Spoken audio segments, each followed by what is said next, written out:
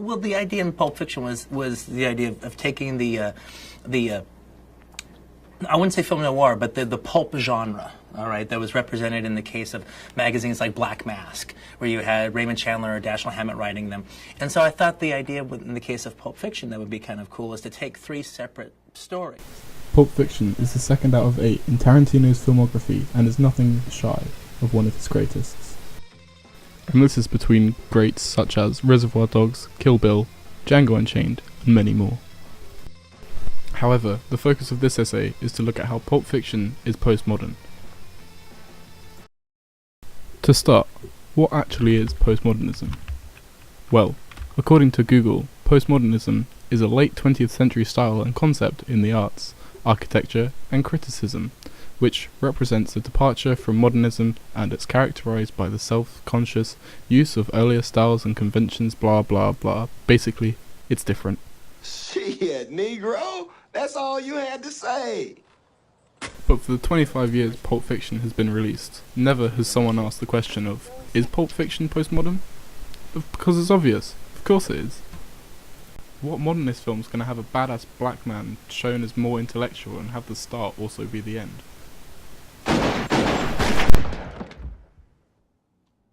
Anyway, I'm not gonna be looking at the film overall, I'll be focusing on one specific scene. In this scene, we meet Butch, who is being spoken to by some mysterious mobster boss character who we later learn is Marcellus Wallace, and about how he wants Butch to lose a fight, and Jules and Vincent come in wearing completely different clothes to what they were wearing last time we saw them. Jules goes to the toilet, whilst Vincent and Butch share a rather intimate staring contest.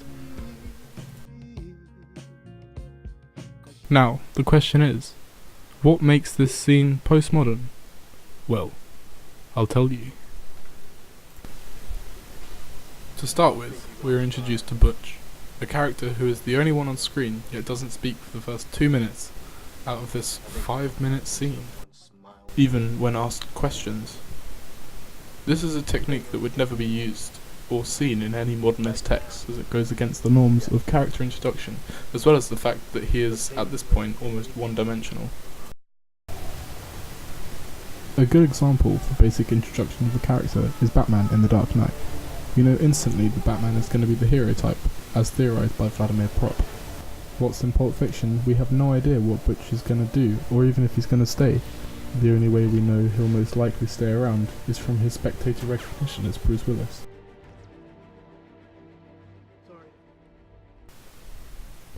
In fact, this one single continuous shot is postmodern in itself. By not showing the spectator who is talking, Tarantino is taking away any sort of empathy we might have, whilst placing us parallel with their point of view. As well, it's very rare to see a conversation that isn't just an over-the-shoulder shot these days. Not that it's a bad thing. Didn't mean nothing. Just passing the time. Secondly, as Jules and Vincent, 2 characters already introduced, walk into this bar with different clothes on to the last scene. God damn, nigga, what's up with them clothes? This could have made sense, but Paul asks and is confused about their clothing, which informs us as a spectator that something is wrong. This is an example of narrative playfulness, which is a feature of postmodernism within cinema, and differs from the original arcing narrative theorized by Todorov.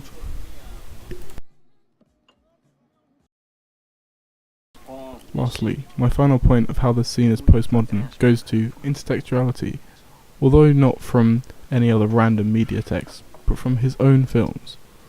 Butch asked Paul for a packet of Red Apple cigarettes, A pack of red apples. Filters?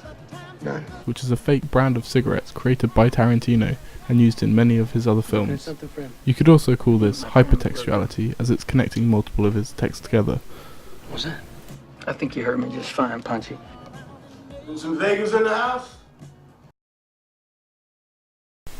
In conclusion, not every second of this film is postmodern, but this scene 100% is.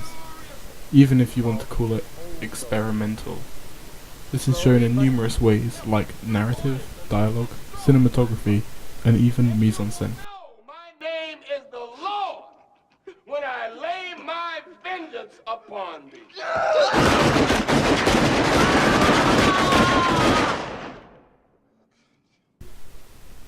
Thanks for watching.